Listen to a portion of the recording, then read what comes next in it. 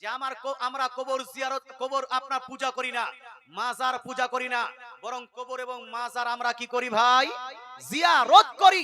জিয়ারত করাটা জায়েজ না না জায়েজ? আর জিয়ারত কিভাবে করতে হয়? হাদিস হাদিস হাদিস শ্রবণ করুন। বইটা কিনলে বইটাতে পাবেন, কিন্তু যারা বইটা কিনতে পারছে না তারা আমার কাছে শুনুন। হাদিস লিপিবদ্ধ আছে সহিহ মুসলিম শরীফ জিল নাম্বার 1, যেটা দেওবন্দ থেকে ছাপানো হয়েছে।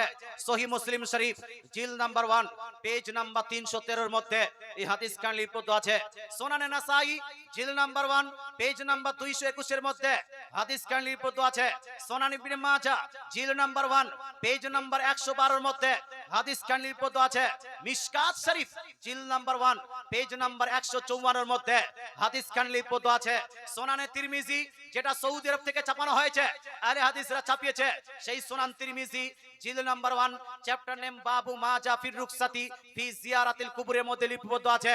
তাছাড়া সুনান আবু দাউদ, যেটা সৌদি আরব থেকে ছাপানো হয়েছে, মুসলমান সৌদি আরবের আহলে হাদিসদের ছাপানো সুনান আবু দাউদ জিল নাম্বার 1 চ্যাপ্টার নেম বাবুন ফি জিয়ারাতিল কুবুরের মধ্যে এই হাদিস খানা লিপিবদ্ধ আছে। এই হাদিসের মধ্যে আল্লাহ তাআলা রাসূল আজ থেকে প্রায় 1500 বছর পূর্বে দয়ার নবী মায়ার নবী আমাদের শিক্ষা দিয়েছেন। এই রাসূলুল্লাহ বলছেন, জুরুল কুবুরা জুরুল কুবুরা ফা ইন্নাহা তুযাক্কিরুকুমুল আখিরা। রাসূলুল্লাহ বলছেন, ওহে আমার উম্মত উম্মতিরা, তোমরা বেশি বেশি করে কবর এবং মাজার জিয়ারত করো। জোরে বলেন সুবহানাল্লাহ। জোরে সুবহানাল্লাহ হবে না? নারায়ে তাকবীর, নারায়ে রিসালাত, মাসলাকে আলা হযরত আহলে সুন্নাত ওয়াল জামাত জিন্দাবাদ। মুসলমান, আপনাকে বলতে চাই, সিয়াহ সিত্তার মধ্যে কমবেশ 30 খানা হাদিসের মধ্যে আমার রাসূলুল্লাহ বলেছেন, সহিহ হাদিস, রাসূলুল্লাহ বলেছেন জুরুল কুবুরা, তোমরা বেশি বেশি করে কবর এবং মাজার জিয়ারত করবে। রাসূল বলছে কবর জিয়ারত করো, মাজার জিয়ারত করো। এবার কোন মাস্টার ডাক্তার নায়ক খলনায়ক যদি বলে না কবর জিয়ারত করা যাবে না, ওই ডাক্তার মাস্টারকে মান্য করা যাবে? এই মান্য করা যাবে?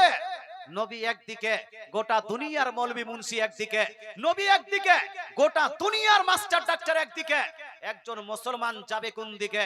তো মুসলমানের স্লোগান হবে, দয়ার নবী যেই দিকে আমরা আছি, কোরআন হাদিস যেই দিকে, সুন্নি মুসলমান সেই দিকে। কবর জিয়ারত করবেন কেন? কারণটা কি? What's the reason behind it? এর পিছনে কারণ কি? So there are so many reasons. এর জন্য অনেকগুলো কারণ আছে, অনেকগুলো লাভ আছে। লাভটা কি কি? আপনি যখন কবরস্থানে যাবেন, কবরবাসীদের প্রতি সালাম দিবেন। আপনি সালাম দিবেন, আসসালামু আলাইকুম ইয়া আহলাল কবর। যখন আপনি সালাম দিবেন, এই সালামের কারণে কবরবাসীদের প্রতি শান্তি নাজিল করা হবে। জোরে বলেন সুবহানাল্লাহ। মুসলমান, যখনই আপনি কবরস্থানে যাবেন, কবরস্থানে গিয়ে আপনি কোরআন তেলাওয়াত করবেন কি করবেন না? কিছু কানা দাজ্জাল বের হয়েছে মুর্শিদাবাদ বাংলাদেশে, মুসলমানেরা বলে কবরস্থানে গিয়ে কোরআন তেলাওয়াত করা যাবে না, কোরআন পাঠ করা হলো বেদাত। যারা বলছে কোরআন পাঠ করা বেদাত, তাদের উদ্দেশ্যে 2 খানা নয় 3 খানা হাদিস দিচ্ছি, 3 খানা দলিল দিচ্ছি। এক, সুনান ইবনে মাজার মধ্যে রাসূলুল্লাহ বলছেন, ইকরাউ ইয়াসিন আলা মাউতাকুম। রাসূলুল্লাহ বলছেন, তোমরা নিজ মৃত ব্যক্তিদের পাশে সূরা ইয়াসিন পাঠ করো। জোরে বলে সুবহানাল্লাহ। কি পাঠ করো বাপ? সূরা ইয়াসিন পাঠ করো। ইমাম কুরতুবী রাহমাতুল্লাহি আলাইহি এই হাদিসের ব্যাখ্যা করতে বলছেন, এই হাদিস থেকে প্রমাণ হয়, কোন মানুষ যদি মারা যায়, ওই মৃত ব্যক্তির পাশে কেউ যদি কোরআন তেলাওয়াত করতে চায়, করতে পারবে। আমাদের দেশে হয় না, মানুষ মারা গেল, পাশে বসে কেউ কোরআন তেলাওয়াত করছে। মুসলমান এখানে উল্লেখ করে দিই, যদি পুরুষ মানুষ তেলাওয়াত করে, তাহলে পুরুষ মানুষ পাশে আপনার তেলাওয়াত করতে পারবে, হালকা উঁচু আওয়াজেও আপনার তেলাওয়াত করতে পারবে। তবে একাধিক পুরুষ যদি একসঙ্গে বসে কোরআন তেলাওয়াত করে, তাহলে তাকে নিচু শব্দে কোরআন তেলাওয়াত করতে হবে। কথা বোঝা গেল? হ্যাঁ। আর যদি মহিলারা কোরআন তেলাওয়াত করতে চায়, মৃত ব্যক্তির পাশে, তাহলে মহিলাদেরকে পর্দার সহিত, অর্থাৎ এমন একটি পর্দা করে দিতে হবে যারা পুরুষরা যাবে তারা যেন মহিলাদেরকে দেখতে না পায়। আর যদি পর্দা করে, যদি পর্দা, এই যে পর্দা লাগিয়ে যদি আপনি না পারেন, তাহলে মহিলারা ঘরে বসে কোরআন তেলাওয়াত করবে মানুষ মারা যাওয়ার পরে। কিন্তু আমাদের দেশের মহিলারা মানুষ মারা যাওয়ার পরে কোরআন তেলাওয়াত করে না, বরং কান্নার কম্পিটিশন লাগায়। বু কাঁদছে 2 মিনিট, তো নানি কাঁদছে 2 ঘন্টা, নানি কাঁদে 2 ঘন্টা, তো ফুফু কাঁদে আপনার 4 ঘন্টা। কান্নার আপনার ঢংগুলো আলাদা, নিয়মগুলো আলাদা, সিস্টেমগুলো আলাদা। কেউ কান্না করছে আপনার আ করে, হাই হাই করে, কেউ কান্না করতে করতে কাপড় এলোমেলো করে দিচ্ছে, কেউ মুখে আঘাত করে হাই রে বেটারে মারা গেল রে, আল্লাহ তোমাকে দেখতে পেলো আমাকে দেখতে পালো না, এইরকম অনেকগুলো অভিযোগ করে, কান্না করে।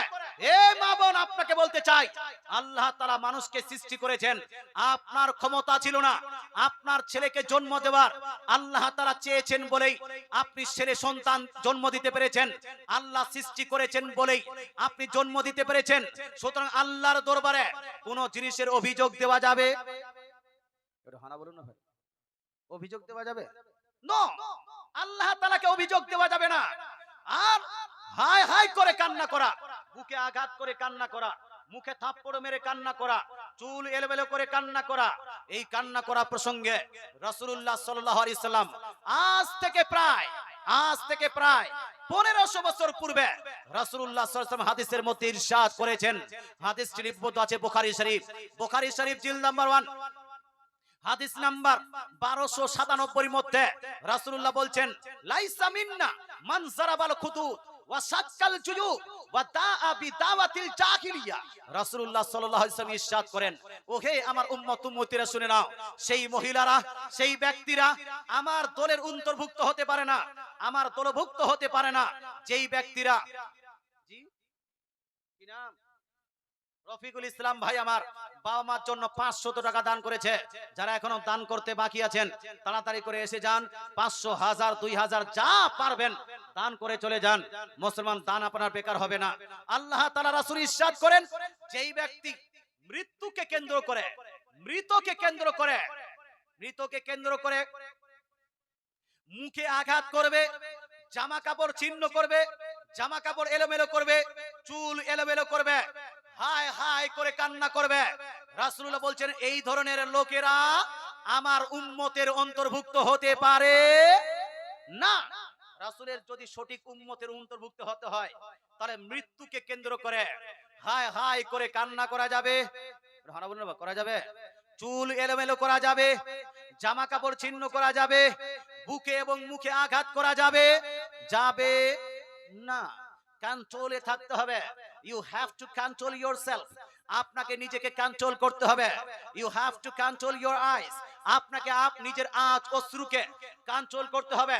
You have to control yourself, আপনাকে নিজেকে কন্ট্রোল করতে হবে। এটা হলো ইসলামের বিধান। আর আপনি গোড়াগড়ি মারছেন, আপনি হাই হাই করে কান্না করছেন, এই বিধান ইসলামের থাকতে পারে? এই জন্য মুহররম মাসে যারা ইমাম হুসাইন রাদিয়াল্লাহু তাআলা আনহুকে কেন্দ্র করে মাতম করে, এদেরকে আমরা সাপোর্ট করি। এই মাতম করা যাবে?